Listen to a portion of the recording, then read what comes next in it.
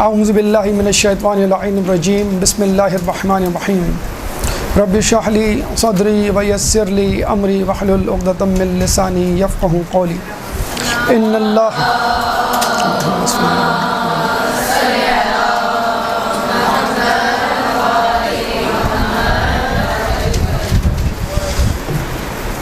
ہادی من جانب اللہ ہوا کرتا ہے، یہ ہمارا آج کا موضوع ہے۔ جب ہم کہتے ہیں ہادی تو اس سے مراد ہے اللہ کے منتخب نمائندے، اب چاہے وہ نبی ہوں چاہے وہ امام، دونوں صورتوں میں وہ اللہ کی طرف سے ہوتا ہے، اور دنیا والوں کو یہ حق حاصل نہیں کہ وہ اپنی طرف سے کسی ہادی کا انتخاب کرے۔ اور جب ہم کہتے ہیں کہ ہادی من جانب اللہ ہوتا ہے تو یقیناً اس میں کچھ ایسی خصوصیات ہوتی ہیں کہ جو عام انسانوں میں نہیں ہوتی۔ وہ گناہوں سے پاک ہوتا ہے، وہ پیدائشی طور پر اللہ کی طرف سے منتخب شدہ ہوتا ہے، یہ نہیں کہ کسی خاص عمر میں جا کر اللہ اس کو نبوت یا امامت دے۔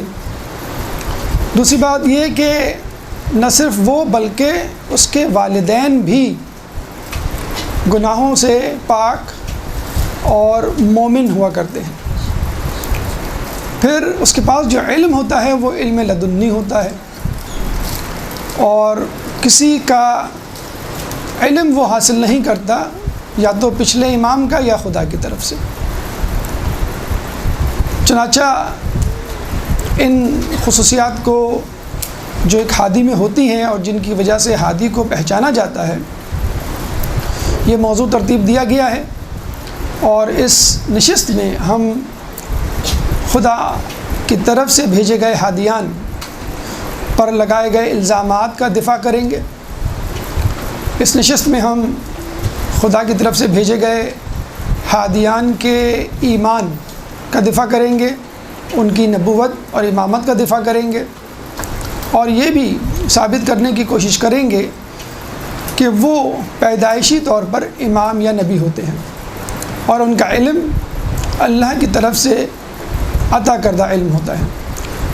اس ضمن میں کچھ مثالیں آپ کے سامنے پیغمبروں کی طرف سے پیش کی جائیں گی، کچھ مثالیں ائمہ کی طرف سے پیش کی جائیں گی، اور کچھ مثالیں غیر معصوم کی طرف سے۔ غیر معصوم کی طرف سے کچھ مثالیں پیش کرنے کا مقصد یہ ہے کہ جب غیر معصوم اتنے زیادہ علم، مقام و مرتبے کے حامل ہو سکتے ہیں تو ہمارا امام یا خدا کے ہادی اس مقام و مرتبے سے اعلیٰ مرتبے کے کیوں نہیں حامل ہو سکتے۔ پہلی مثال گفتگو کا آغاز، پہلی مثال حضرت ابراہیم علیہ السلام کی۔ ایک درود پڑھ دیں محمد والے محمد۔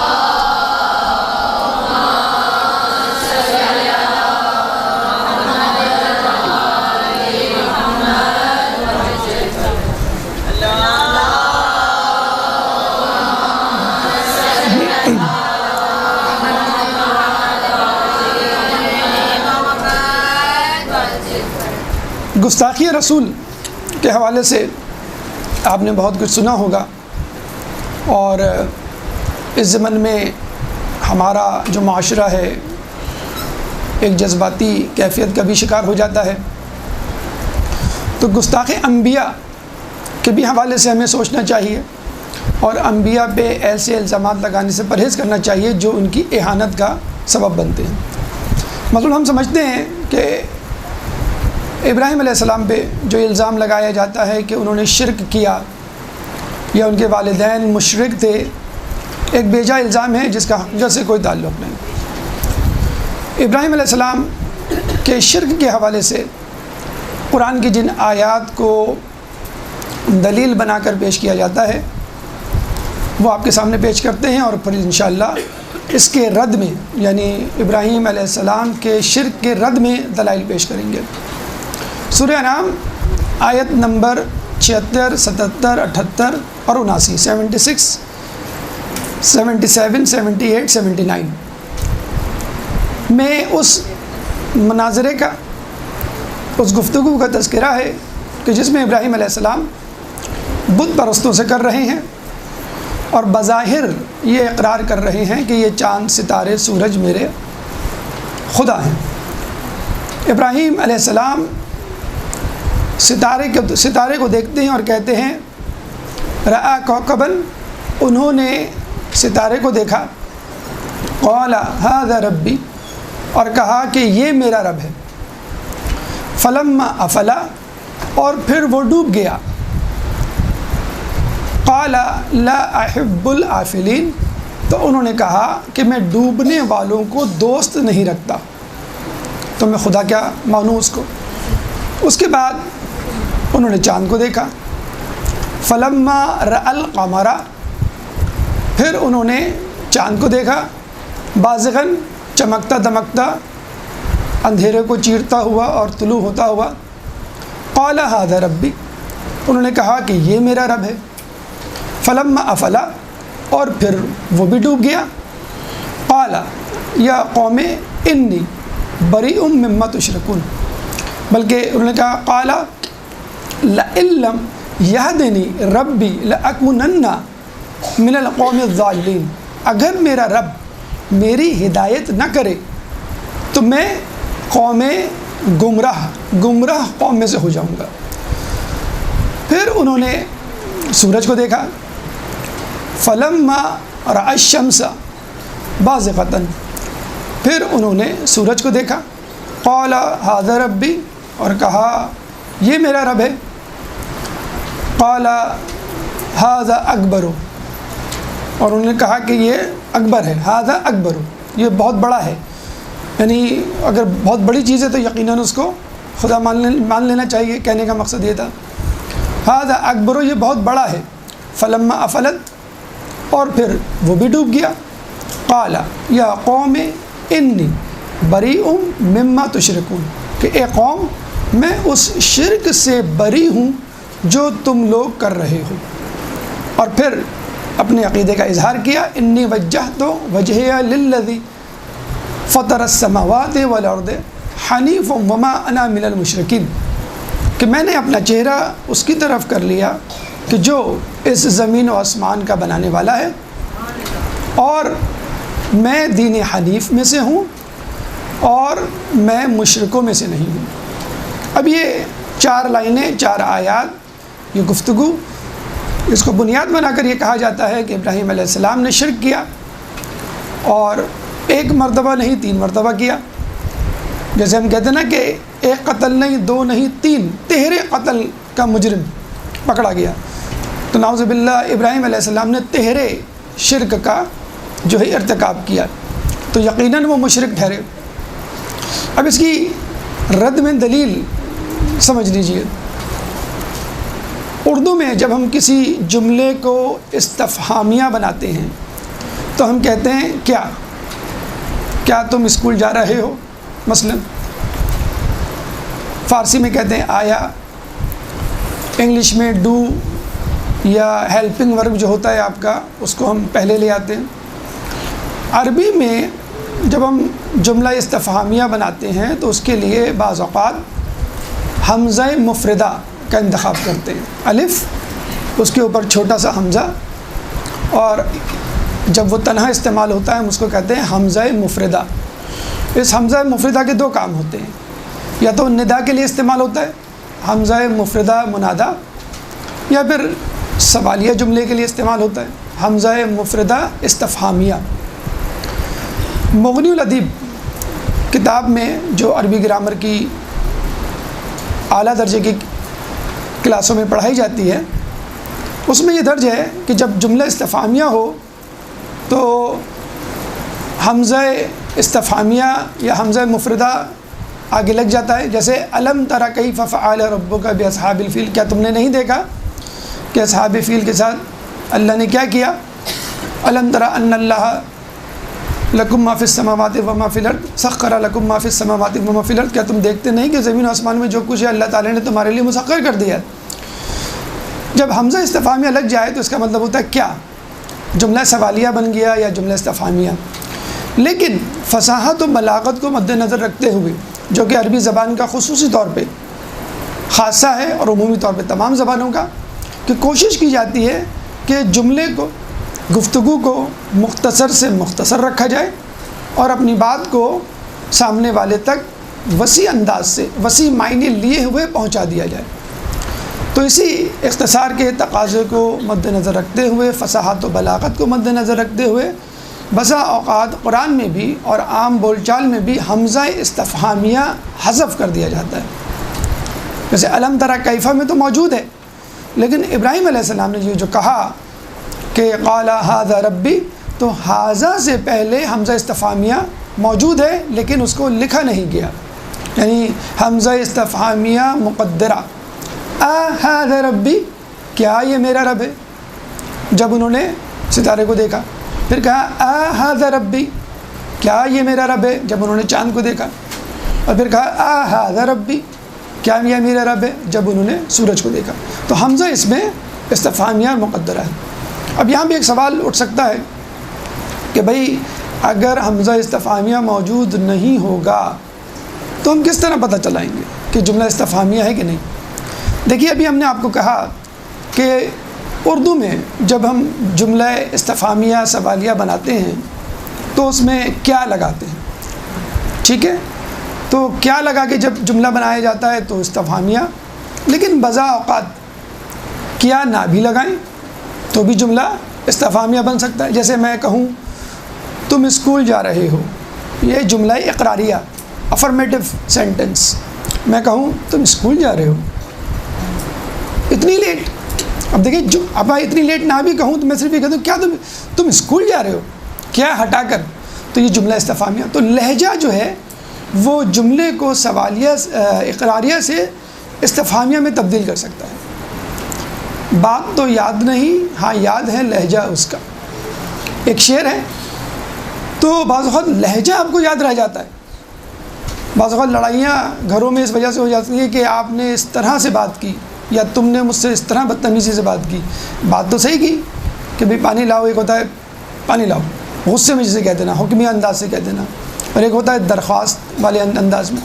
تو بعض اوقات حمزہ استفہامیہ لکھا نہیں جاتا، مقدر میں ہوتا ہے، اور ابراہیم علیہ السلام نے بھی حمزہ استفہامیہ کو مقدر میں رکھا اور قرآن نے اسی کو کوٹ کر دیا ھذا ربی کے مصداق۔ اگر یہ دلیل قابل قبول نہیں تو ہمارے پاس ایک اور دلیل ہے، اور وہی دلیل یہ ہے کہ مناظرے کا اصول ہے کہ جب آپ کسی سے بات کرتے ہیں تو مخالف کے نظریے کو وقتی طور پہ قبول کر لیتے ہیں، اور پھر آگے چلتے ہیں، رستے میں دلائل جب ملتے ہیں تو وہ یہ کہتے ہیں کہ آپ تو یہ کہہ رہے تھے، بات تو یہ ہے۔ جیسے علی چوتھے خلیفہ، چلیں بھائی مان لیا علی چوتھے خلیفہ، تو کیا مان لیا آپ نے؟ نہیں، ہم کہتے ہیں چلیں بھائی آپ کہہ رہے ہیں چوتھے خلیفہ تو ٹھیک ہے، چوتھے خلیفہ ہم مان لیتے ہیں، تو پھر آیت ولایت کا کیا کریں گے، آیت تطہیر کا کیا کریں گے، آیت مودت کا کیا کریں گے، آیت بلغ کا کیا کریں گے، اور اتمام نعمت والی آیت کا کیا کریں گے، پھر علی کے فلاں فلاں فضائل کا کیا کریں گے؟ تو بس ثابت ہوا علی چوتھے خلیفہ نہیں بلکہ رسول کے بلا فصل خلیفہ ہیں۔ اللہم صلی علی محمد۔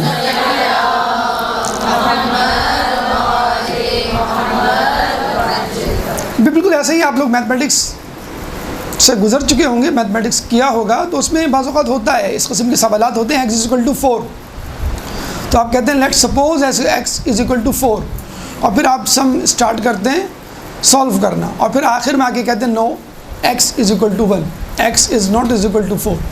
تو علی چوتھے خلیفہ نہیں بلکہ ہمارے نزدیک خلیفہ بلا فصل یا پہلے خلیفہ ہے۔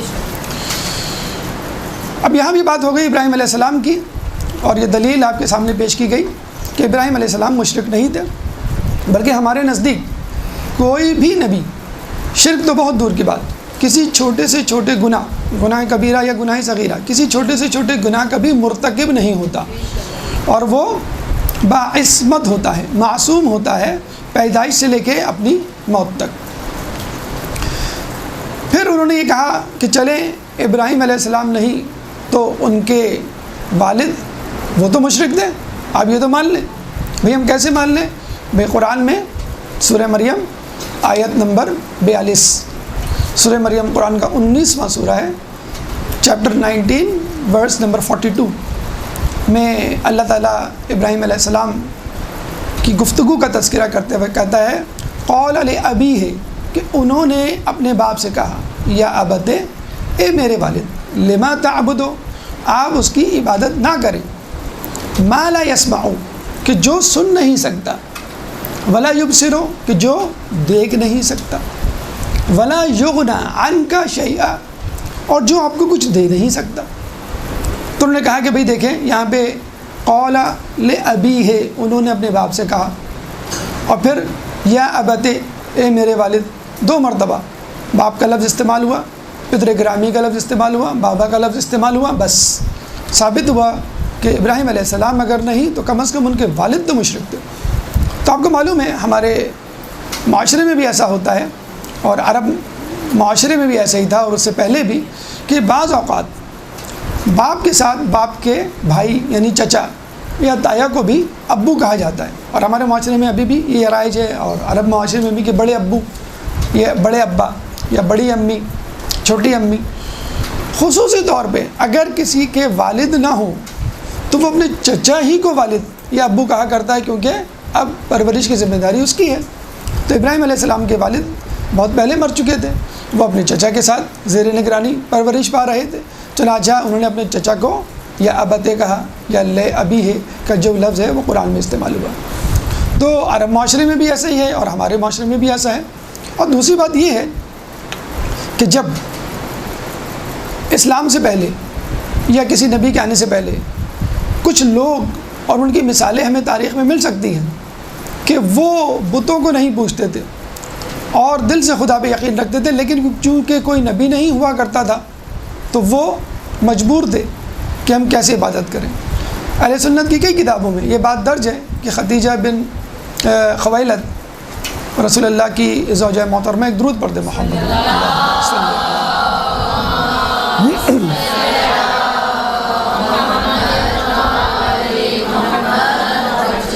کہ چچا زاد بھائی ورقہ بن نوفل خانہ کعبہ کے غلاف کو پکڑ کے کہا کرتے تھے کہ اے اللہ مجھے معلوم ہے کہ تو ہے, لیکن مجھے یہ نہیں معلوم کہ میں تیری عبادت کس طرح کروں.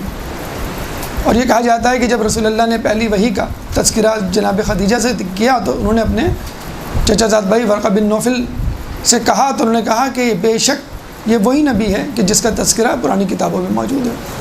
تو جب ورقہ بن نوفل جن کا دور دور تک خاندان نبوت عصمت سے کوئی تعلق نہیں, وہ کبھی بھی بت پرستی نہیں کر سکتے اور راہ راست پہ رہ سکتے ہیں, شراب نوشی نہیں, انہوں نے کوئی کسی گناہ کا ارتکاب کرتے ہوئے نظر نہیں آئے, شریف النفس بن کر زندگی گزاری.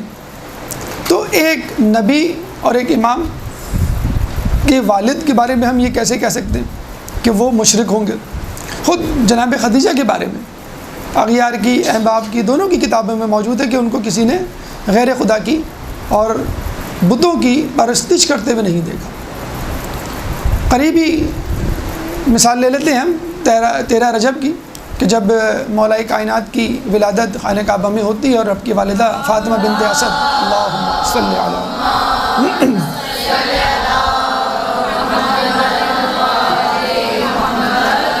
فاطمہ بنت اسد جب خانہ کعبہ جاتی ہیں تو وہ پہلا جملہ کیا کہتی ہیں کہ اللہ میں تجھ پہ ایمان لائی, تیری کتابوں پہ ایمان لائی, تیرے نبیوں پہ ایمان لائی, آمنت باللہ و کتبہ و رسولہ, بالکل قرآن کی زبان. پھر وسیلہ تلاش کرتی ہیں, گھر کا واسطہ دیتی ہیں, گھر کے معمار کا واسطہ دیتی ہیں, پھر شک میں مادر میں موجود بچے کا واسطہ دیتی ہیں. تو جب ایک عورت خانہ کعبہ میں جا کر خدا کو پکار سکتی ہے تو خود رسول کے والدین کے بارے میں آپ یہ کیسے کہہ سکتے ہیں کہ وہ بتوں کی پوجا کرتے ہوں گے؟ بہرحال خانہ کعبہ میں بت موجود تھے, لیکن یہ تو وہی خانہ کعبہ تھا نا جس کو ابراہیم علیہ السلام نے بنایا تھا. تو رسول کے والدین حضرت عبداللہ بی بی آمنہ, رسول کے چچا حضرت ابو طالب, رسول کی زوجہ اور دیگر افراد اور کئی افراد زندگی میں کبھی بھی بت پرستی کا شکار نہیں ہوئے, بچپن سے لے کر اپنی موت تک. چنانچہ یہ بات ثابت ہو گئی کہ نبی کے والدین اور ان کے والدین اور ان کے والدین, حتیٰ کہ جب آپ یہ سلسلہ آدم علیہ السلام سے ملا دیں, وہ دین حنیف پر ہوتے ہیں, وہ کسی گناہ کے مرتکب نہیں ہوتے، مومن ہوتے ہیں، اور ان کے صلب میں یہ ہو ہی نہیں سکتا کہ اگر وہ نجس ہوں تو ان کے صلب میں کسی نبی کا نطفہ ٹھہرے۔ اب یہاں پر آ کے ایک سوال اٹھایا جاتا ہے کہ بھائی ہمیں ملتا ہے کہ انبیاء نے گناہ کیے، ان سے غلطیاں ہوئیں، تو ہم یہ کہیں گے وہ گناہ نہیں تھے، وہ ترک اولیٰ تھے۔ جیسے ہم کہتے ہیں آدم علیہ السلام کے بارے میں اللہ تعالیٰ نے فرمایا لا تقربا هذه الشجرة فتكون من الظالمین، کہ تم اس شجر کے، اس درخت کے قریب بھی نہ جانا ورنہ ظالمین میں سے ہو جاؤ گے۔ اور پھر آدم علیہ السلام سے یہ غلطی ہو گئی تو وہ ترک اولیٰ تھا، کسی حرام کے مرتکب نہیں ہوئے تھے، یعنی ایک مشورہ تھا کہ اگر نہ جاؤ تو بہتر ہے۔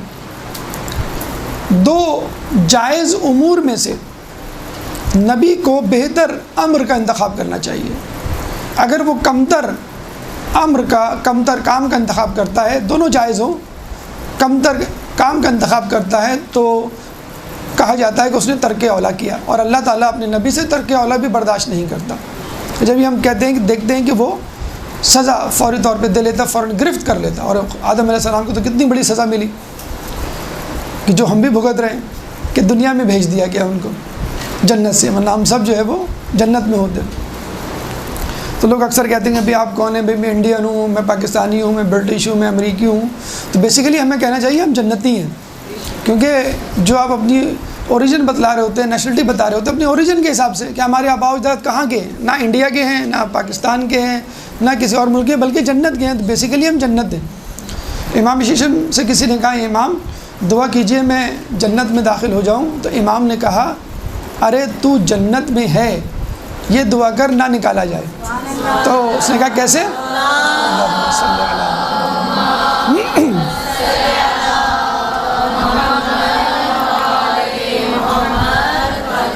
کیسے؟ ایسے کہ تو ہماری ولایت پہ یقین رکھتا ہے، اگر ولایت کا منکر ہو جائے گا تو پھر جنت سے نکل جائے گا۔ تو بس اس عقیدے کو اپنے اندر مستحکم کرنا ہے۔ تو ابراہیم علیہ السلام کے والد اور خود ابراہیم علیہ السلام کبھی شرک میں مبتلا نہیں ہوئے، اور ایسی مثالیں ابراہیم علیہ السلام کے والد کے علاوہ بھی ہمیں ملتی ہیں کہ جس سے ثابت ہوتا ہے کہ انہوں نے کبھی شرک نہیں کیا۔ اور اگر آپ کسی نبی کے کام کو گناہ کہتے ہیں تو گناہ نہیں بلکہ ترک اولیٰ ہے۔ یونس علیہ السلام کے بارے میں کہا جاتا ہے کہ جب انہوں نے اپنی قوم کے عذاب کے لیے دعا کی تو عذاب آتے آتے رہ گیا، توبہ کر لی تھی انہوں نے۔ تو نوح علیہ السلام جب دیکھنے کے لیے گئے تو کہ اس قوم کا کیا ہوا، تو پتہ چلا کہ وہ عذاب کی لپیٹ میں نہیں آئے، عذاب آئی نہیں، انہوں نے توبہ کر لی۔ تو وہ شرمندہ ہوئے کہ لوگ میرا مذاق اڑائیں گے، اور وہ الٹے پاؤں واپس آ گئے، خدا کو بتائے، خدا سے کسی حکم کو لیے بغیر، اور پھر مچھلی نے ان کو نگل لیا۔ تو یہ اللہ تعالیٰ نے فوراً ان کی گرفت کی۔ تو یہ سب ترک اولیٰ تھے، گناہ نہیں تھے۔ یہاں پر آ کر کچھ لوگ سوال کرتے ہیں کہ بھائی آپ لوگ قرآن کی اتنی تعویلات کیوں کرتے ہیں کہ جو لفظ لکھا ہوا ہے، جیسے لکھا ہوا ہے، جو بظاہر معنی دے رہا ہے، بس اسی کو لے لیں۔ اگر آپ تعویل کریں گے اور پس پردہ چھپے ہوئے معنی کو تلاش کریں گے پھر تو قرآن مشکل سے مشکل ہوتا چلا جائے گا۔ تو ہم کہیں گے بھائی اس تعویل کا عندیہ اور خبر تو خود رسول نے دی تھی کہ علی میں نے تنزیل قرآن کے لیے جنگ کی، تم تعویل قرآن کے لیے جنگ کرو گے، یعنی میرے بعد لوگ مفاہیم قرآن کو بدل دیں گے، تو تم وہاں پر موجود ہوگے جہاں پر لوگ تعویل کرنا چاہیں گے، من مانی تعویل، تو تم وہ تعویل بتاؤ گے کہ جو میری دی ہوئی ہوگی۔ انی تارکم فیکم الثقلین کتاب اللہ وعطرتی ما ان تمسکتم بہما لن تضلوا بعدی حتی یرد علی الحوض، کہ میں اپنے پیچھے دو گراں قدر کتابیں، ثقلین گراں قدر چیزیں چھوڑے جا رہا ہوں، اگر تم ان سے متمسک رہو گے تو کبھی گمراہ نہیں ہوں گے، اور یہ ایک دوسرے سے جدا نہیں ہوں گی جب تک میرے پاس حوض کوثر پر ملاقات نہ کر لیں۔ تو اس کا مطلب کیا ہوا؟ امام جو تعویل بتائیں گے، امام جو مفہوم بتائیں گے وہی برحق مفہوم ہوگا، اس کے مقابلے میں جو بھی مفہوم ہوگا وہ غلط ہوگا۔ تو یہ کہنا کہ بھئی آپ تعویل کیوں کرتے ہیں، تو ہم کہتے ہیں ہماری منمانی تعویل نہیں، تو وہ تعویل ہے جو ائمہ نے ہمیں دی، اور ائمہ کے بعد ہمارے مجتہدین، مراجعین اکرام، علماء اس جد و جہد اور کوشش میں مصروف رہتے ہیں کہ قرآن میں غلط تفہیم، غلط قیاس کر کے اس کے معنی کو غلط روش پہ نہ لے جایا جائے۔ اس سلسلے میں ایک واقعہ پیش کیا جاتا ہے آیت اللہ محسن الحکیم کا، کہ وہ سعودی عرب گئے اپنے زمانے میں، تو اس زمانے کے سعودی عرب کے بہت بڑے عالم دین بن باز وہاں موجود تھے بادشاہ کے دربار میں۔ انہوں نے کہا کہ بھئی آپ شیعہ حضرات قرآن حکیم کی تعویلات کیوں کرتے ہیں؟ جو معنی لکھے ہوئے ہیں، جو بظاہر نظر آ رہے ہیں، بس اس کو قبول کر لیا کریں۔ ید اللہ تو اللہ کا ہاتھ ہوگا، اللہ کا ہاتھ، عین اللہ تو اللہ کی آنکھ ہوگی، یا جو بھی لفظ جس طرح لکھا ہے اس کو آپ قبول کر لیں، اس میں تعویلات کریں گے تو بڑے مسائل پیدا ہو جائیں گے۔ تو آیت اللہ محسن الحکیم نے کہا کہ بسا اوقات ہمیں تعویل کرنا ضروری ہوتی ہے، جب بسا اوقات تعویل کرنا ضروری نہیں بھی ہوتا، لیکن یہ دیکھا جائے گا کہ قرائن کیا کہہ رہے ہیں، پس منظر کیا ہے، شان نزول کیا ہے۔ تو انہوں نے کہا وہ کیسے؟ کوئی مثال دے کے آپ ثابت کریں کہ تعویل بعض اوقات بہت ضروری ہوتی ہے۔ تو انہوں نے کہا کہ من کانا ہاذہ الاعمى من کانا ہاذہ اعمى فہو فی الآخرۃ اعمى، کہ جو کوئی اس دنیا میں اندھا ہوگا اس کو ہم قیامت میں اندھا اٹھائیں گے۔ اتفاق سے بن باز نابینا تھے، اندھے تھے، عالم دین۔ انہوں نے کہا اب آپ بتائیے، آپ اس دنیا میں نابینا ہیں تو کیا قیامت میں بھی نابینا اٹھائے جائیں گے؟ تو انہوں نے کہا کہ نہیں، اس کا تو مطلب یہ ہے کہ جو شخص اس دنیا میں گمراہ ہے وہ قیامت میں بھی گمراہ اٹھایا جائے گا، یعنی جو نیک ہے وہ نیک بن کر آئے گا، جو بد ہے وہ بد بن کر سامنے آئے گا، جو کچھ ہوگا وہ وہاں پر ویسے ہی ظاہر کیا جائے گا۔ تو پھر ان کی سمجھ میں آئی اور وہ لاجواب ہو گئے۔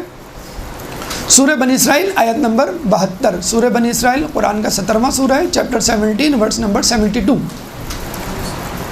من کان ہاذہ اعمى فہو فی الآخرۃ اعمى، جو کوئی اس دنیا میں اندھا بنا رہے گا وہ آخرت میں بھی اندھا اٹھایا جائے گا۔ ایک درود پڑھ دے محمد والے محمد۔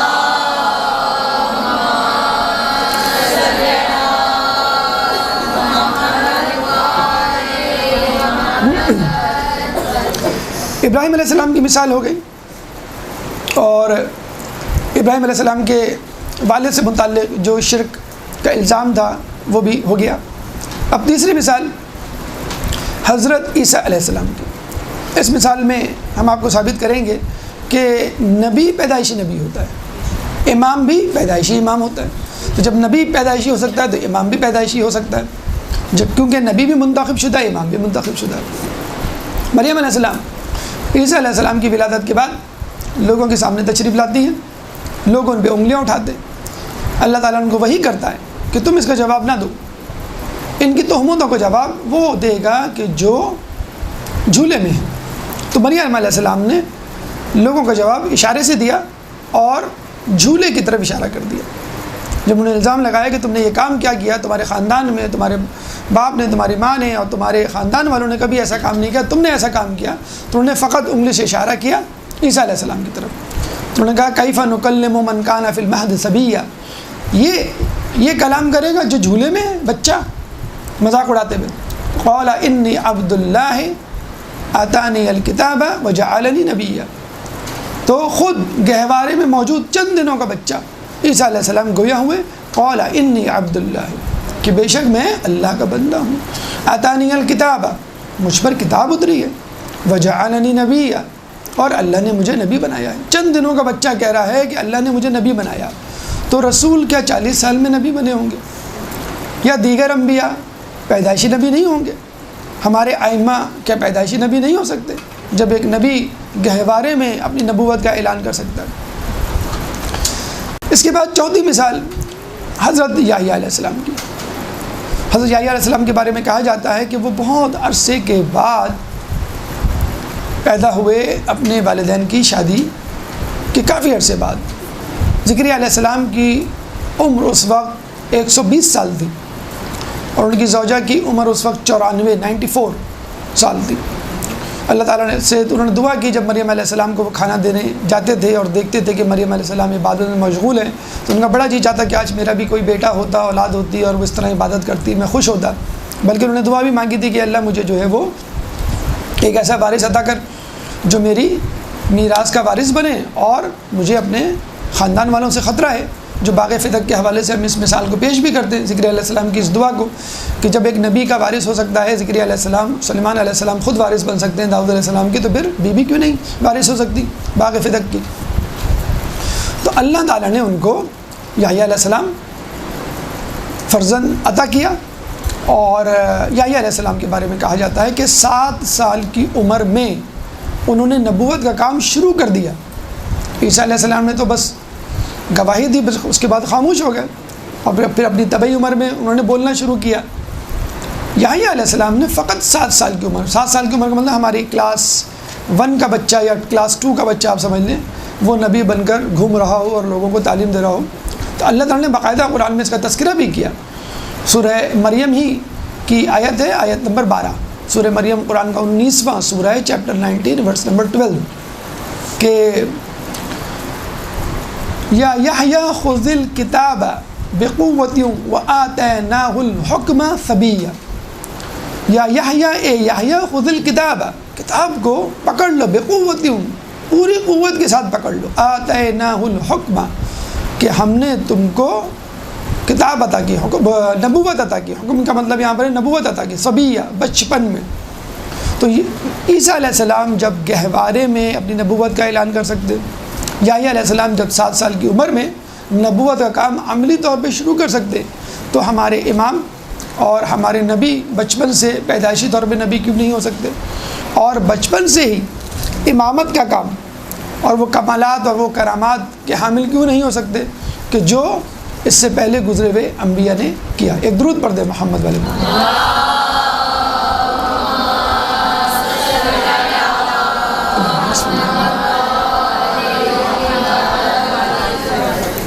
آپ کے سامنے 4 انبیاء، 3 انبیاء اور ان کے ایک والد، 4 مثالیں پیش کی گئیں۔ اب کچھ ہم مثالیں لیتے ہیں عام آدمیوں کی، عام آدمیوں کا مطلب ہے غیر معصوم، اور ان کو سامنے رکھ کر آپ سے فیصلہ، لوگوں سے فیصلہ کروا سکتے ہیں بآسانی، کہ جب یہ عام آدمی یعنی غیر معصوم اتنے کمالات کے مالک ہو سکتے ہیں، اتنے علم و فنون کے مالک ہو سکتے ہیں، تو نبی چھوٹی سی عمر میں کمالات اور معجزات اور کرامات کا کیوں نہیں مظاہرہ کر سکتا؟ ابو علی سینا غیر معصوم ایک عالم کے بارے میں کہا جاتا ہے، اب ہم ثابت کرنا چاہ رہے ہیں اس علم کو کہ جو نبی یا امام بچپن سے لوگوں کے سامنے ظاہر کرتا ہے، یا جو ہم پہ الزام لگایا جاتا ہے کہ آپ کے امام اتنی سی عمر میں کیسے عالم بن گئے اور لوگوں کو پڑھا دیا۔ تو ابو علی سینا سب جانتے ہیں، احباب و اغیار، کہ 10 سال کی عمر میں انہوں نے اتنا علم حاصل کر لیا تھا کہ جو لوگوں کو وردہ حیرت میں ڈال دیا کرتا تھا۔ کتنا علم، اس کا تذکرہ نہیں، لیکن اس کا تذکرہ موجود ہے کہ ان کے علم کی واشگافیاں اور دانش اور حکمت کی باتیں لوگوں کو حیران کر دیا کرتی تھی، فقط 10 سال کی عمر میں۔ 12 سال کی عمر میں وہ مسند فتویٰ پر بیٹھ چکے تھے، یعنی وہ ممبر پہ بیٹھ کر فتوے دیا کرتے تھے 12 سال کی عمر میں۔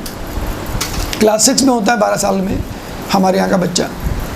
16 سال کی عمر میں انہوں نے طب پر کتاب لکھ ڈالی، القانون فی الطب، جو انگلش میں کینون کے نام سے ہے، اور آج تک امریکہ اور یورپ کی یونیورسٹی میں آج تک پڑھائی جاتی ہے، بنیادی کتابوں میں سے ہے طب کی۔ 1973 میں، ابھی ریسنٹلی 1973 میں امریکہ میں باقاعدہ اس کا دوبارہ سے انگلش ترجمہ ہو، تقریباً دنیا کی ہر زبان میں ترجمہ ہو چکا ہے۔ تو امریکہ میں 1973 میں دوبارہ اس کا ترجمہ ہوا آسان انگلش میں، کہ اس سے پہلے جو ترجمہ ہوا تھا وہ بہت پہلے 100 سال 200 سال پہلے ہوا تھا، تو وہ لوگوں کو سمجھ میں نہیں آ رہا تھا، دقت ہو رہی تھی، تو انہوں نے کہا کہ اس کا مزید آسان انگلش میں ترجمہ کیا جائے۔ تو 16 سال کی عمر میں تو ہمارے یہاں بچہ جو وہ میٹرک کرتا ہے، او لیول کرتا ہے، سوچتا ہے کہ میں پری میڈیکل میں جاؤں کہ پری انجینئرنگ میں جاؤں، پھر وہ پری میڈیکل یا پری انجینئرنگ کا انتخاب کرتا ہے، پھر وہ ڈاکٹر یا انجینئر بنتا ہے۔ تو یہاں پہ وہ ڈاکٹر تو بہت دور کے بعد میڈیکل پہ کتاب لکھ ڈالتے 16 سال کی عمر میں۔ 18 سال کی عمر میں باقاعدہ اپنے ملک میں آس پاس کے علاقوں میں مشہور طبیب بن جاتے ہیں۔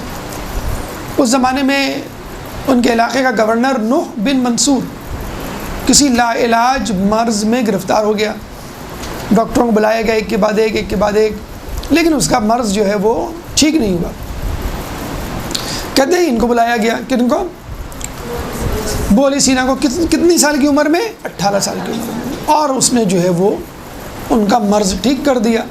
اب بادشاہ بڑا پریشان، بہت حیران، بہت خوش۔ ظاہر سی بات ہے کوئی ہم میں سے، آپ میں سے کسی کو کوئی ایسا خدا نخواستہ مرض لگ جائے، تمام ڈاکٹر جواب دے دیں، کوئی ڈاکٹر ٹھیک کر دے تو اس کو جسے کہتے ہیں کہ آپ سونے میں تول دیں گے۔ وہ تو گورنر تھا، بہت بڑا متمول جسے کہتے ہیں کہ عام آدمی نہیں تھا وہ۔ تو اس نے ابو علی سینا سے کہا کہ تم جو چاہو میں دوں گا، بولو کیا مانگتے ہو۔ اگر آج کل کا ڈاکٹر ہوتا تو کہتا مجھے مرسیڈیز بینز دے دو، مجھے بحریہ ٹاؤن میں مثلا فلیٹ دلا دو، مجھے جو ہے وہ فلاں جگہ کی امیگریشن دلا دو۔ ابو علی سینا نے کیا مانگا؟ ابو علی سینا نے کہا کہ حکومت کی سرکاری لائبریری میرے حوالے کر دو۔ اب اندازہ لگا لیجیے حکومت کی سرکاری لائبریری میں کتنی کتابیں ہوں گی۔ شیخ مرزا انصاری جو کہ بیچارے پریشان اور سخت حالات میں زندگی گزار رہے تھے، ان کے بارے میں کہا جاتا ہے کہ 80,000 کتابیں تھیں۔ تو سرکاری لائبریری میں کتنی کتابیں ہوں گی اس زمانے میں؟ تو انہوں نے کہا ٹھیک ہے سرکاری لائبریری آپ کے حوالے، آپ جو چاہیں اس کے ساتھ کریں۔ ابو علی سینا نے کہتے ہیں 18 سال کی عمر سے لے کے 24 سال کی عمر تک 6 سال میں اس لائبریری کی تمام کتابیں پڑھ ڈالی۔ 24 سال کی عمر میں وہ کہا کرتے تھے کہ دنیا میں کوئی ایسا علم بچا ہی نہیں جس کو میں نے حاصل نہ کیا ہو۔ 24 سال میں ہم doctor, engineer, MBA، IT professional, کوئی ایک فیلڈ میں ماسٹرز کی ڈگری لے کے فیلڈ میں آتے ہیں جاب کی تلاش میں، CV لے کر گھومتے ہیں کہ بھئی 25 سال تک کا سفر، 24 سال تک کا سفر اس CV میں لکھا ہے، میں نے یہ کیا ہے۔ اور کیا کیا ہوتا؟ ہم نے ایک ڈگری لی ہوئی ہوتی ہے۔ تو ابو علی سینا 24 سال کی عمر میں کہتے ہیں کہ دنیا میں کوئی ایسا علم نہیں بچا کہ جو میں نے نہ علم حاصل کیا۔ بلکہ ذیشان نظر جوادی کے بارے میں کہا جاتا ہے کہ جب انہوں نے تحریر کی طرف قلم اٹھایا، تحریر کی طرف قدم بڑھایا، تو وہ کہتے تھے کہ میں نے جتنا علم حاصل کرنا تھا کر لیا، اب میں کتابیں تصنیف کروں گا۔ اور پھر انہوں نے ماشاءاللہ کتابیں تصنیف کی، نہج البلاغہ کی شرح لکھی، قرآن کی تفسیر لکھی، نقوش عصمت سمیت 200 کتابیں انہوں نے لکھی۔ یہ ابھی کے علماء ہیں۔ ابو علی سینا اگر آپ کہیں بہت پرانے ہیں تو وہ تو پرانے ہوں گے، یہ ابھی کے علماء ہیں۔ ایک اور مثال محمد حسین طباطبائی کی آپ نے سنی ہوگی کہ جب ہم بچے تھے تو PTV کے خبر نامے میں خبر آئی تھی۔ اس زمانے میں ایک ہی PTV ہوتا تھا، ایک ہی چینل، اور خبر نامہ جس میں تفصیل سے خبریں آتی تھی ایک ہی ہوتا تھا۔ تو اس میں آنے والی خبر سمجھ لیجیے بہت بڑی خبر ہوتی تھی۔ اس میں تذکرہ آیا تھا کہ پاکستان میں ایران سے ایک بچہ آیا ہے جو فقط 9 سال کا ہے، اس نے 5 سال کی عمر میں حفظ کر لیا تھا قرآن، اور وہ ترجمہ اور تشریح جانتا ہے، ہر عنوان پر آیت پیش کر سکتا ہے، جو آپ بات کہیں اس کا جواب قرآن کی زبان میں دے سکتا ہے۔ 9 سال کی عمر میں UK والے نے اس کو بلایا اور اسے سوال جواب کیے، اس کا امتحان لیا اور اس کو PhD اسلامیات کی ڈگری دی 9 سال کی عمر میں۔ یہ عام بچوں کی بات ہو رہی ہے، غیر معصوم بچوں کی بات ہو رہی ہے، جو نبوت کے، امامت کے خاندان سے تعلق نہیں رکھتے، ایک عام آدمی، اس کا یہ بچہ ہے۔ اور دیکھیں آپ 9 سال کی عمر میں وہ PhD کی ڈگری لیا ہوا ہے۔ 12 سال کی عمر میں اس نے سعودی عرب کا سفر کیا، وہاں کے حکمرانوں کے سامنے اپنے آپ کو پیش کیا، ان لوگوں نے اس سے سوالات کیے۔ کہتے ہیں کہ وہ جو بھی سوال کرتے اس کا جواب وہ قرآن کی زبان میں دیتا، ہر سوال کا جواب قرآن کی آیت کی صورت میں وہ پیش کر دیتا۔ اور جب وہ سوال کرتے کرتے تھک گئے، انہوں نے کہا کہ بیٹا ہم بہت خوش ہیں کہ آپ جیسے بچے سے ہماری ملاقات ہوئی، اور اس خوشی میں ہم یہ اعلان کرتے ہیں کہ آپ جو چیز ہم سے مانگیں گے ہم آپ کو دیں گے۔ اب وہ بچہ تھا 12 سال کا، وہ سمجھے شاید کوئی کھلونا مانگے گا، تو ایک کمرے میں بہت سارے کھلونے رکھ دیے گئے تھے۔ کسی نے کہا کہ ہو سکتا ہے بچہ کچھ نہ مانگے، اس کا باپ مانگ لے، تو باپ کے لیے انہیں مرسیڈیز گاڑی رکھ دی تھی دوسرے کمرے میں۔ تو آپ جو چاہیں بیٹا یا آپ کے والد ہم دینے کے لیے تیار ہیں۔ تو اس بچے نے کیا مانگا؟ قُلْ لَا أَسْأَلُكُمْ عَلَيْهِ أَجْرًا إِلَّا الْمَوَدَّةَ فِي الْقُرْبَى۔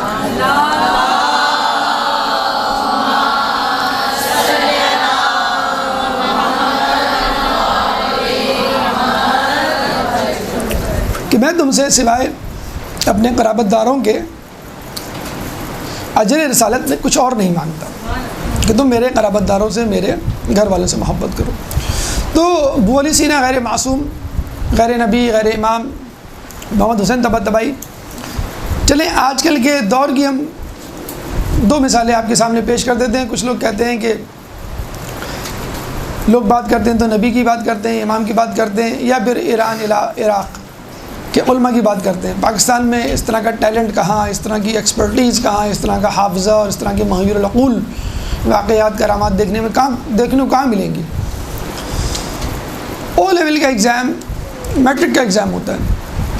میٹرک کا ایگزام یا او لیول کا ایگزام تقریباً 16 یا 17 سال کی عمر میں پاس کیا جاتا ہے۔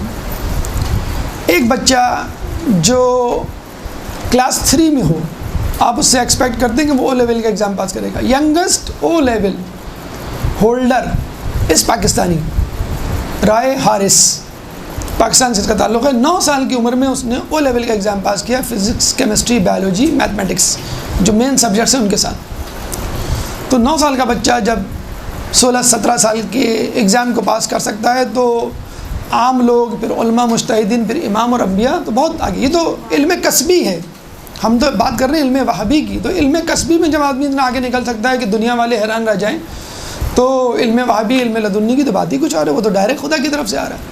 ایک اور مثال، مائکروسافٹ کمپیوٹر پروگرامنگ کا ایگزام جو بل گیٹ لیتا ہے اپنی کمپنی میں لوگوں کو ہائر کرنے کے لیے، ایک زمانے میں وہ لوگ دیا کرتے تھے جو این ڈی کے اسٹوڈنٹ ہوا کرتے تھے، انجینئرنگ کے اسٹوڈنٹ ہوا کرتے تھے۔ پھر جو ہے انٹر پاس لوگوں نے بھی دینا شروع کیا۔ ینگسٹ مائکروسافٹ کمپیوٹر انجینئرنگ کی ڈگری ایک 5 سال کے بچے کے پاس ہے۔ 5 سال کا بچہ مونٹیسری میں ہوتا ہے، کلاس 1 میں بھی نہیں ہوتا، کلاس 6 میں عموماً کلاس 1 کے بچے ہوتے ہیں۔ مونٹیسری کے بچے نے، آپ دیکھ لیں کون ہے وہ، پاکستانی آیان قریشی۔ تو یہ دونوں بچے پاکستان کے ہیں جنہوں نے او لیول اور مائکروسافٹ انجینئرنگ کا ایگزام پاس کیا۔ محیر العقول محمد حسین طباطبائی اسی دنیا کے ہیں، غیر معصوم، ایران سے تعلق رکھتے ہیں۔ ابو علی سینا غیر معصوم۔ تو جب یہ تمام لوگ اتنا زیادہ علم حاصل کر سکتے ہیں کہ لوگ حیران رہ جائیں، تو امام تو اس سے بڑھ کر ہے، وہ تو علم لدنی کا مالک ہے، علم غیب کا مالک ہے۔ تو اگر وہ کسی علم کا مظاہرہ کرتے تو اس پہ آپ کو حیران نہیں ہونا چاہیے۔ ایک درود پڑھ دیں محمد والے محمد۔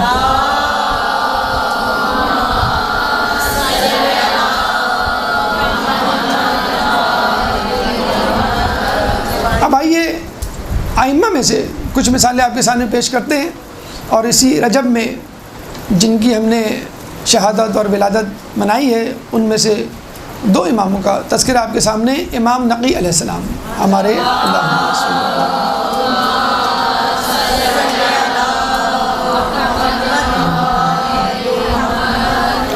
امام نقی علیہ السلام کے بارے میں ملتا ہے کہ جب ان کے والد کو لے جایا گیا اور ہارون نے قید کیا، پھر شہید کر دیا، تو یہ جو ہے اکیلے رہ گئے، اور تقریباً 7 سال کی ان کی عمر تھی۔ تو حکومت وقت نے ایک چال چلی اور یہ کہا کہ ہم اس بچے کو کسی عالم کے سپرد کر دیتے، وہ بچہ ان کو پڑھائے گا، اور جب پڑھائے گا تو ہماری ایک گڈ ول مینٹین ہوگی، لوگ ہم پہ شک نہیں کریں گے کہ حکومت نے ان کے والد کو قتل کروایا ہے، اور اس طرح یہ جو داغ ہے ہمارے دامن پہ وہ بھی دھل سکتا ہے۔ اور دوسری بات یہ ہے کہ ہمیں جو شیعہ عقیدہ سے سامنا پڑتا ہے، جو یہ لوگ دعویٰ کرتے ہیں کہ ہمارے امام جو ہے علم لدنی کے مالک ہیں اور پیدائشی امام ہوتے ہیں اور پیدائشی علم غیب سے مطلع ہوتے ہیں، علوم و فضل کے مالک ہوتے ہیں، تو ان کا یہ عقیدہ رد کرنے میں ہمیں سہولت ہوگی۔ تو اس زمانے کے سب سے بڑے عالم عراق کے جنید بغدادی تھے، ان کو کہا گیا کہ بھائی آپ اس بچے کو پڑھائیں۔ تو وہ بچے کو لے کے گئے، کہا گیا کہ بھائی ایک کمرے میں ان کو بند کر دیا جائے، 3 دن تک یہ تعلیم دیں اور پھر ہمیں رپورٹ دیں کہ بھئی آپ نے بچے کو کیا سکھایا۔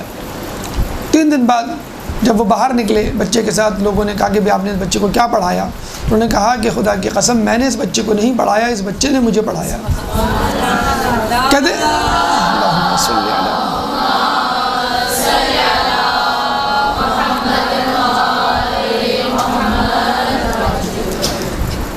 کہتے ہیں کہ انہوں نے کہا کہ جب میں اس بچے کو کہتا کہ بیٹا قرآن پڑھو تو پوچھتا کیا پڑھوں، تو میں کہتا سورہ فاتحہ پڑھو، تو سورہ فاتحہ پڑھنا شروع کرتا، پھر اس کا ترجمہ، پھر تشریح، پھر شان نزول، پھر تفسیر. میں حیران رہ جاتا کہ میں اس کو جو پڑھانے آیا تھا اور یہ مجھے پڑھا رہا ہے. پھر میں نے کہا چلو بھائی سورہ بقرہ پڑھتے ہیں، اگر آپ کو سورہ فاتحہ آتی ہے تو وہ سورہ بقرہ پڑھنا شروع کر دیتا، پھر تشریح، تفسیر، شان نزول، تمام چیزیں.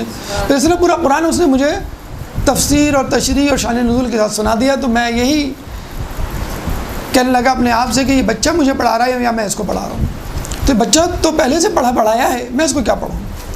امام کی بات تو چھوڑیے، خود جنید بغدادی کا ایک واقعہ بہلول دانا کے حوالے سے ہمیں ملتا ہے. جنید بغدادی اپنے اصحاب کے ساتھ کہیں جا رہے تھے تو دیکھا بہلول دانا کہیں بیٹھا ہوا ہے. تو جنید بغدادی نے وہاں رک کے بہلول دانا سے کہا کہ بہلول ہمیں بھی کچھ بتاؤ، تم کیا سوچ رہے ہو، کس تفکر میں، کس غور و فکر میں ہو، تدبر میں ہو. تو اس کے جنید بغدادی کے طلباء نے کہا کہ آپ کس دیوانے سے کچھ پوچھ رہے ہیں، یہ تو دیوانہ ہے، یہ تو پاگل ہے، مجنون ہے. انہوں نے کہا نہیں، بسا اوقات میں نے سنا ہے کہ یہ اچھی باتیں بھی کر لیتے ہیں. تو بہلول نے کہا کہ میں تمہیں کیسے پڑھاؤں، تمہیں تو کھانا پینا سونا نہیں آتا، یعنی تم تو مہذب ہی نہیں ہو. تو وہ بڑے پریشانی میں، بھائی کیسے، کہنا چاہیے بتاؤ کہ تم کھانا کیسے کھاتے ہو. تو جنید بغدادی نے بتانا شروع کیا کہ میں پہلے ہاتھ دھوتا ہوں اور پھر کھانے کو جو ہے وہ اپنی پلیٹ میں رکھتا ہوں، پھر آگے سے کھاتا ہوں، پھر پھونک نہیں مارتا، بہت زیادہ گرم نہیں کھاتا، جو سامنے موجود ہو اس کو بھی کھلاتا ہوں، کھانے کے بعد الحمدللہ کہتا ہوں، پھر ہاتھ دھوتا ہوں. تو بہلول نے کہا کہ جنید تمہیں کھانا تو آتا نہیں، تم مجھ سے کیا علم سیکھو گے. اب جنید بغدادی پریشان ہو گئے. اب وہ یہ کہہ کہ بہلول دانا آگے چلے گئے. اب یہ دوبارہ اپنے طلباء کے ساتھ بھی چلو دوبارہ، تو کہہ لیں گے یہ آپ کا مذاق اڑا رہا ہے، یہ مجنون ہے اور اس سے آپ کو کچھ نہیں ملے گا. کہہ لیں گے نہیں، ایک مرتبہ اور کوشش کر لیتے.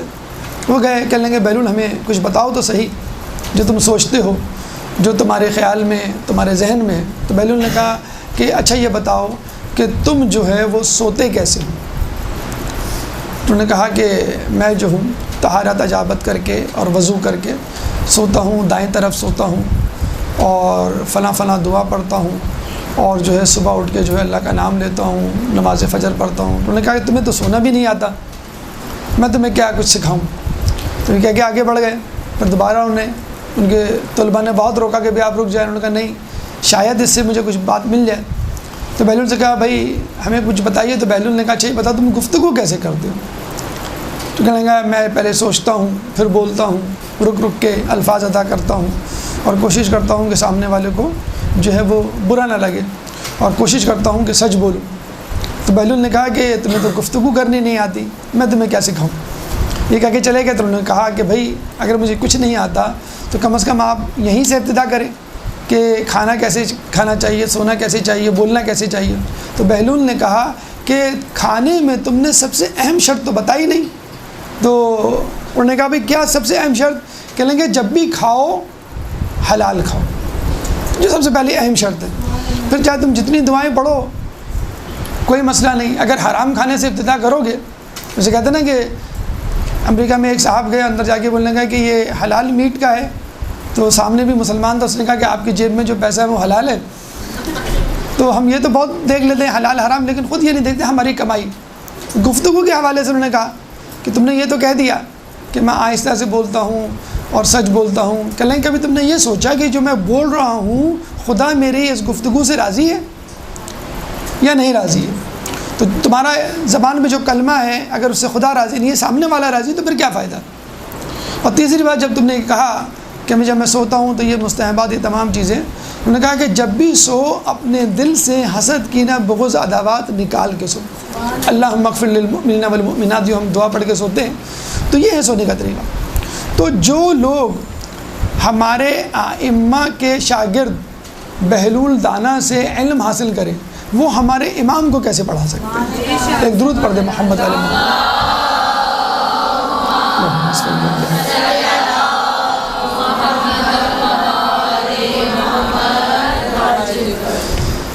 اب آئیے دوسرے امام کی طرف، جن کی شہادت اور ولادت دونوں اسی رجب میں آتی ہیں. 3 رجب کو ان کی شہادت ہوتی ہے اور 5 رجب کو ان کی ولادت. امام تقی علیہ السلام کے بارے میں درود پڑھ دے محمد علیہ.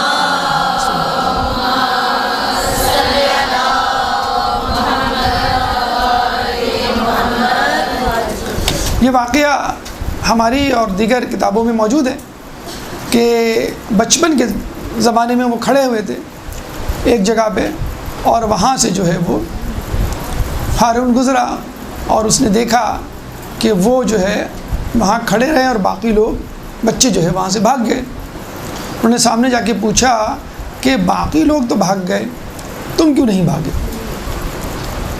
تو انہوں نے کہا کہ راستہ اتنا تنگ نہیں تھا۔ اصولاً تو کہنا چاہیے تھا میں غیر فرار کا بیٹا ہوں، فرار کا ہوتا تو بھاگ جاتا، لیکن بہرحال مصلحت کو مد نظر رکھتے ہوئے راستہ اتنا تنگ نہیں تھا کہ دو لوگ یہاں سے نہ گزر سکے۔ دوسرا یہ کہ میں نے کوئی جرم نہیں کیا کہ جس کی وجہ سے میں بھاگ جاؤں، اور تیسرا یہ کہ اگر میں یہ سمجھوں کہ تو ظالم ہے اور بلا وجہ سزا دیتا ہے تو میں بھاگ جاتا۔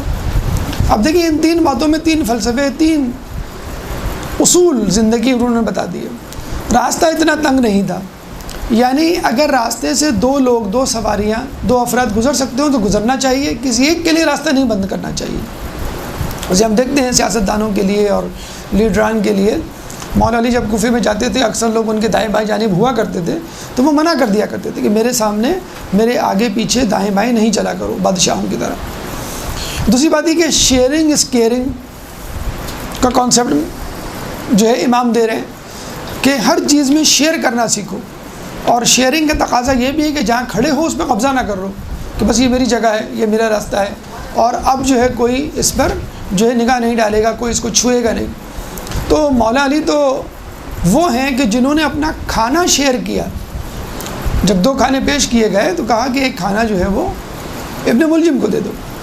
پھر امام نے کہا کہ راستہ اتنا تنگ نہیں تھا، میں مجرم نہیں تھا۔ مجرم ہی بھاگتا ہے، جو گناہ کرتا ہے وہی پریشان ہوتا ہے، وہی مضطرب ہوتا ہے۔ جو نیکوکار ہو، اللہ تعالیٰ کا برگزیدہ بندہ ہو، وہ بالکل مطمئن رہتا ہے کہ ظالم پریشان ہوتا ہے اور مظلوم یا اللہ کا برگزیدہ بندہ جو ہے پرسکون ہوتا ہے۔ یہ ہم دیکھتے ہیں بنو امیہ، بنو عباس کے دور میں کہ بادشاہان وقت خود ایک دوسرے سے پریشان رہا کرتے تھے، خود ایک دوسرے سے بغاوت کی بو محسوس کیا کرتے تھے، حتیٰ کہ یہ بھی ہوا ہے کہ بھائی بھائی نے قتل کیا، یہ بھی ہوا ہے کہ بیٹے نے باپ کو قتل کیا، مامون اور ہارون کا جو ہمیں ملتا ہے۔ تو میں مجرم نہیں تھا۔ کہتے ہیں کہ ابن ملجم جب مولا علی کے پاس آیا تو کہنے لگا کہ میں آپ کا چاہنے والا ہوں اور آپ کے لیے ایک تحفہ لے کر آیا ہوں۔ تو مولا علی نے، اور یہ کہہ کر وہ اپنی تلوار آپ کو دینے لگا، تو مولا علی نے کہا کہ جب تو یہ تلوار مجھے دے دے گا تو قتل کس سے کرے گا؟ تو اس نے فوراً کہا کہ مولا اگر آپ سمجھتے ہیں کہ میں اس تلوار سے آپ کو قتل کروں گا تو آپ اسی وقت اس تلوار سے مجھے قتل کر دیں۔ تو امام نے کہا کہ امام نے یہ کہا کہ مجرم کو جرم کرنے سے پہلے کیسے سزا دے دوں؟ حالانکہ معلوم تھا، لیکن چونکہ اس وقت تک اس نے جرم نہیں کیا تھا، چنانچہ اس کو جو ہے وہ سزا نہیں دی۔ اور دوسرا یہ کہ مجرم نہیں، راستہ تنگ نہیں، اور اگر میں کوئی جرم کرتا میں تو بھاگ جاتا اور تجھے میں ظالم سمجھتا، حالانکہ ظالم تو وہ تھا اور آپ کے باپ کا قاتل بھی تھا، لیکن وہ آشکار واضح مصدقہ ثبوت کے ساتھ نہیں تھا۔ چنانچہ مولا نے اس کو بظاہر جو وہ نظر آ رہا تھا کہ تو ظالم بظاہر نہیں، اگر ظالم نظر آتا یا میں سمجھتا تو میں جو ہوں وہ بھاگ جاتا۔ یہ تفصیلی جواب دیا۔ جب وہ ہارون دوبارہ واپس آتا ہے اور اپنے ہاتھ میں مچھلی لے کر آتا ہے اور پوچھتا ہے کہ میرے ہاتھ میں کیا ہے، تو وہ بہت تفصیلی جواب دیتے ہیں۔ کہتے ہیں کہ اللہ تعالیٰ نے زمین و آسمان پیدا کیے، ان کے درمیان دریا پیدا کیے، ان میں مچھلیاں پیدا کی، اور بادشاہ نے وقت کو شکار کا شوق دیا۔ اب وہ اپنی مٹھی میں مچھلی بند کر کے خاندان نبوت کے فرد کا امتحان لے رہے ہیں۔ کتنا تفصیلی! اچھا، یہاں پر ایک گفتگو ہے کہ اتنا تفصیلی جواب دینے کی کیا ضرورت؟ دیکھیں، مختصر جواب آپ کے علم کی دلیل ہے اور تفصیلی جواب آپ کے وسعت علم کی دلیل ہے کہ آپ کو بہت زیادہ وسیع علم ہے، اس لیے آپ تفصیلی جواب دے رہے ہیں۔ جب ہارون نے یہ سنا تو کہا کہ ٹھیک ہے، تم جو ہے میرے دربار میں آ جاؤ۔ پھر آپ کو معلوم ہے کم عمری ہی میں قاضی القضا بنا دیا گیا، اور لوگ جو ہے وہ اتنے کم عمر وزیر کو دیکھ کے بہت پریشان ہوئے. پھر بعد میں جو ہے ان کو کم عمری میں ہی، نوجوانی میں جو ہے وہ قتل کر دیا گیا اور وہ شہادت سے ہمکنار ہوئے. اچھا، اگر ہم پیغمبروں کے پس منظر میں دیکھیں، جیسے کہ ہم اپنے امام کی معصومیت کو اور ان کے علم لدنی کو، نبوت کی یا نبیوں کی نبوت سے اور علم سے ثابت کر رہے ہیں، تو اس طرح کا ایک تفصیلی جواب خود موسیٰ علیہ السلام نے دیا تھا کہ جب اللہ تعالیٰ نے کوہ طور پہ موسیٰ علیہ السلام کو دیکھا تھا، موسیٰ علیہ السلام گئے تھے ان سے ملنے کے لیے، تو ان کے ہاتھ میں عصا تھا. تو اللہ تعالیٰ نے پوچھا تھا ما ھذا بیمینک یا موسیٰ، اے موسیٰ تمہارے سیدھے ہاتھ میں کیا ہے؟ تو موسیٰ علیہ السلام نے کیا کہا تھا کہ میرے سیدھے ہاتھ میں عصا ہے، جس سے میں تکیے کا کام لیتا ہوں اور جس سے میں درختوں کے پتے جھاڑتا ہوں تاکہ اپنے مویشیوں کو کھلاؤں، اور اس کے علاوہ بھی بہت سارے کام ہیں. تو یہ تفصیلی جواب تھا. اللہ تعالیٰ نے صرف یہ پوچھا تھا اے موسیٰ تمہارے سیدھے ہاتھ میں کیا ہے؟ وہ کہہ سکتے تھے صرف عصا. اسی طرح کا ایک واقعہ ہمیں ملتا ہے مقدس اردبیلی کے بارے میں، کہ مقدس اردبیلی نے خواب میں ایک دفعہ رسول اللہ کو اور موسیٰ علیہ السلام کو اللہم صلی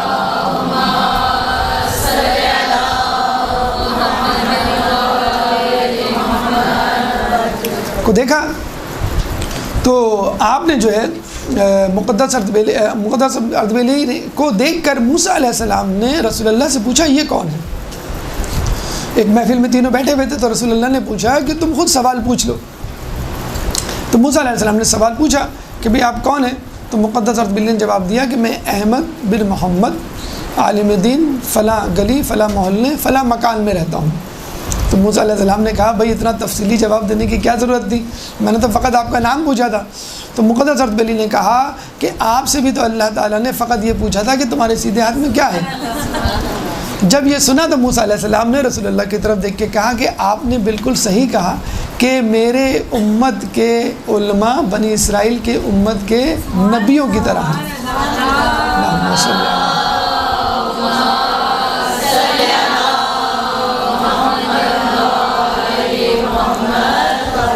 تو ہمارے امام کی علمیت کی بات ہو، ہمارے امام کی فضیلت کی بات ہو، کسی کمال یا کرامت کی بات ہو، تو وہ انبیاء سے متشابہ ہے. اور اس بات کی دلیل ہے کہ جس طرح نبی منتخب شدہ ہوتے ہیں، ہمارے امام بھی جو ہے وہ منتخب شدہ ہوتے ہیں. بلکہ ہم تو اس سے ایک آگے کی بات کریں گے کہ امام زادے بھی اتنی خصوصیات اور کرامات اور علم کے حامل ہوتے ہیں کہ جن کو دیکھ کے نبوت کا، جن کو دیکھ کے امامت کا شک ہونے لگتا ہے، حالانکہ وہ نبی یا امام نہیں ہوتے. جناب حضرت علی اصغر کی شہادت ولادت جو ہم مناتے ہیں 9 رجب کو، تو اب آپ دیکھیے کہ مولا جب حل من ناصرین ینصرنا کی صدا بلند کرتے ہیں تو وہ اپنے آپ کو جھولے سے گرا دیتے ہیں، اور جب وہ خیمے میں واپس آتے ہیں تو کہا جاتا ہے کہ یہ آپ نے جو صدا دی تھی اس صدا کے سنتے ہی انہوں نے اپنے آپ کو جھولے سے گرا دیا. کہتے ہیں کہ کسی کی میدان جنگ میں آنے کے بعد فوج اشقیہ نہیں روئی، بلکہ صرف علی اصغر تھے جنہوں نے فوج اشقیہ کو رلا دیا. علی اصغر کے بارے میں کہا جاتا ہے کہ یہ وہ عمر تھی کہ جب مائیں اپنے بچے کو سنبھالا کرتی تھیں، اور اس عمر میں علی اصغر نے اسلام کو سنبھالا ہے. اور آپ دیکھیے ہمارے ہاں باب الحوائج کتنی بڑی بڑی شخصیات ہیں، یعنی 7ویں امام موسیٰ کاظم علیہ السلام،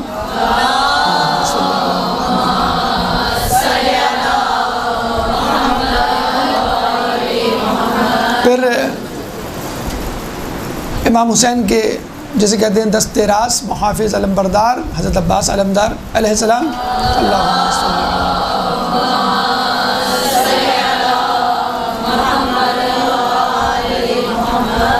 تو ان دونوں کے درمیان اگر کسی تیسری شخص کو آنا تھا تو محسوس یہی ہوتا تھا کہ بہت بڑی شخصیت ہوگی، بڑی علم والی، بڑی بہادر نوجوان، اور ایک 6 مہینے کا بچہ آ کر اپنے آپ کو باب الحوائج، 2 شخصیات کے بیچ میں. بلکہ ہمارے مجتہد ہیں، ان کے خواب میں مولا حسین آ کے کہتے ہیں کہ تم لوگ علی اصغر کا وسیلہ کیوں نہیں مانگتے؟ کیا تمہارے پاس علی اصغر جیسی شخصیت نہیں؟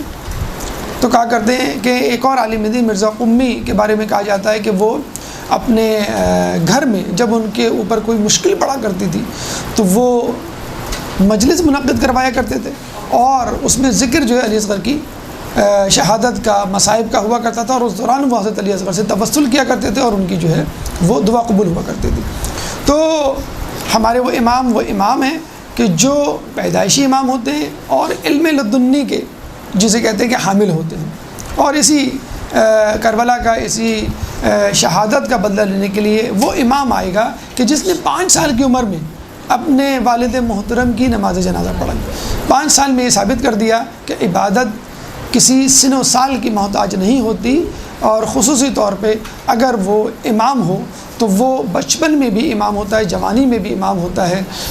زمان و مکان کی قید امام کے لیے نہ اپنی امامت کے اظہار کے لیے ہوتی ہے، نہ علم کے اظہار کے لیے۔ اللہ تعالیٰ سے دعا ہے کہ جو کچھ پڑھا اور سنا اس پہ عمل کرنے کی توفیق عطا فرما۔ ہمیں شہزادہ علی اصغر کے توسل سے اہل بیت کی تعلیمات پر عمل کرنے کی توفیق عطا فرما۔ ہماری پریشانیوں کو باب الحوائج کے توسل سے دور فرما۔ جو بیمار ہیں ان کی بیماری کو دور فرما، ان کو شفاء کلی عطا فرما۔ جو بے روزگار ہیں ان کو رزق حلال عطا فرما۔ جو زندان میں ہیں ان کو رہائی عطا فرما۔ جو مقروض ہیں ان کے قرض عطا فرما، اور جو رشتوں کے انتظار میں ہیں غیب سے ان کے لیے اچھے رشتوں کا انتظام فرما۔ امام کے ظہور میں تعجیل فرما، ہمیں ان کے انصار و اعوان میں شامل فرما۔ ربنا تقبل منا انک انت السمیع العلیم وتب علینا انک انت التواب الرحیم برحمتک یا ارحم الراحمین۔ برحمتک یا ارحم الراحمین، وصلی اللہ علی محمد وآلہ الطاہرین۔